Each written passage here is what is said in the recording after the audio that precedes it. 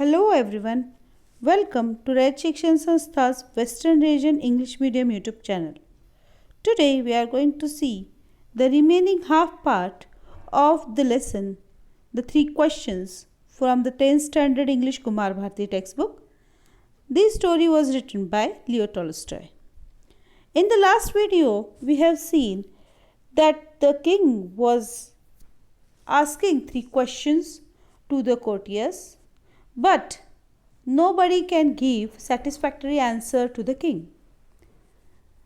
That 3 questions he wanted to ask the hermit. Hermit means wise person who is staying out of the kingdom in a small hut.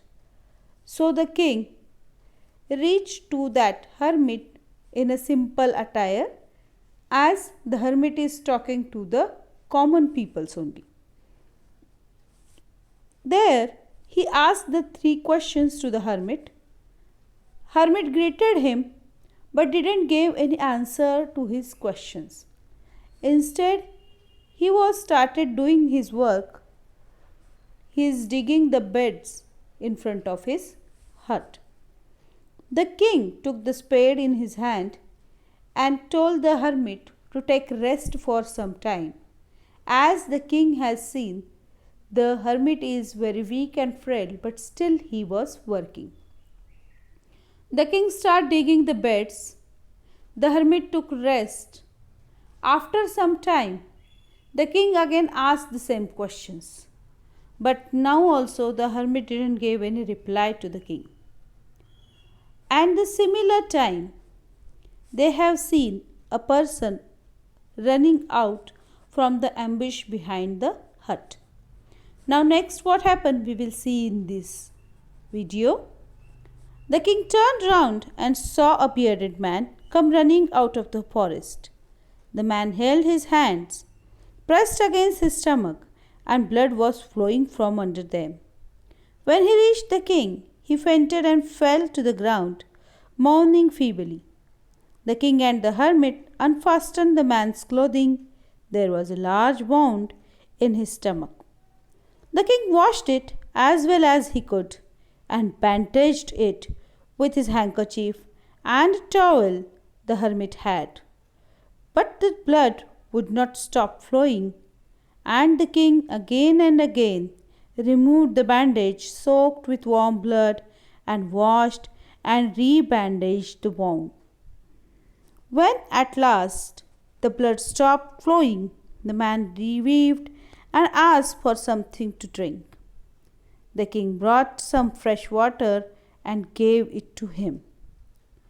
Here we have seen the unknown person came running, but he was in very difficult condition. He got wounded and the blood was flowing from that wound. Now the king and the hermit unfastened the clothing of the person and tried to soak that wound. The blood was flowing.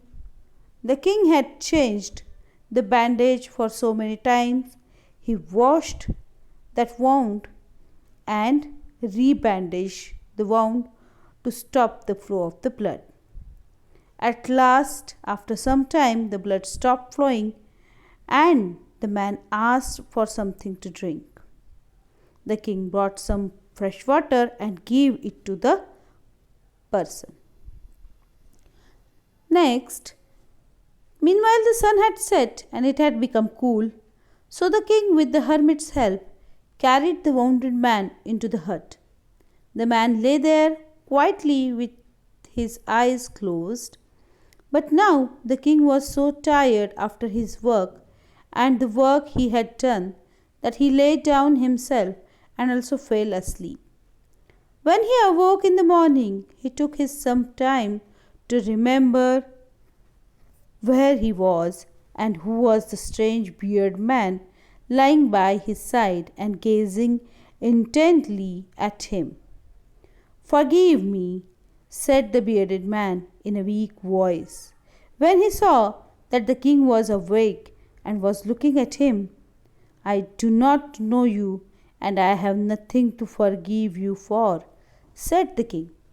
"Now, what happened in the meanwhile? When all these things happened, the sun was set and the king rest in that hermit's hut. They carried the wounded man into the hut, and the man was laid quietly with his closed eyes. Now the king was so tired because he had worked hard the whole day digging the beds in front of the hut of the hermit, and in the evening helping the wounded man for bandaging him again and again. So the king was very tired and he got fast asleep. When he awoke in the morning, he took some time to see where he was, because he didn't understand early in the morning where he is present. Now he remembered that he present in the hermit's hut, and he saw that strange bearded man lying beside him and gazing intently at him. Intently means attentively. The bearded man, unknown man, was attentively looking at the king. And he said, when the king woke up, the man said, "Forgive me," in weak voice. The king didn't understand. He was looking at him, but he couldn't remember who this person is and why he was asking for the forgiveness. Now the king said, "I do not know you, and I can't remember for what purpose you asked to forgive yourself." Now the unknown person said, "You do not know me, but I know you. I am that enemy of yours who swore the revenge himself on you because you executed his brother and seized his property. I knew you had gone alone to see the hermit, and I resolved to kill you on your way back. But the day passed, and you did not return. So I came out of my ambush to find you. Your bodyguards recognized me and wounded me. I escaped from them, but would have bled to death had you not dressed my wound. I wished to kill you, but you have saved my life. Now if I leave, and if you wish it, I will serve you all my life." Now what happened? The unknown person told him that you don't know me, you will not recognize me, but I am the person whose brother was executed by you and you seized all his property. I take sword that I will kill you, and that's why I came here, because I knew that you are going to meet the hermit alone, and that's why I came here, wait in the ambush. Ambush means place of hiding, because I can kill you while returning home. But the day passed, you didn't come out from that hermit's place, and so I came out of my ambush to find you. But your bodyguards who are present there, they recognized me and wounded me. I escaped from them, and I might have died if you didn't help me yesterday by changing my wounds and washing my wounds. Now, if you wish, I want to help you. That means I want to serve you for remaining all my life, because you saved my life." The king was very glad to have made peace with an enemy so easily and to have gained him for a friend. He not only forgave him, but said he would send him his men and his own physician to attend to him. The king then took leave of him and went out of the hut to look for the hermit. Before going away, he wished one more to beg for an answer to the questions he had.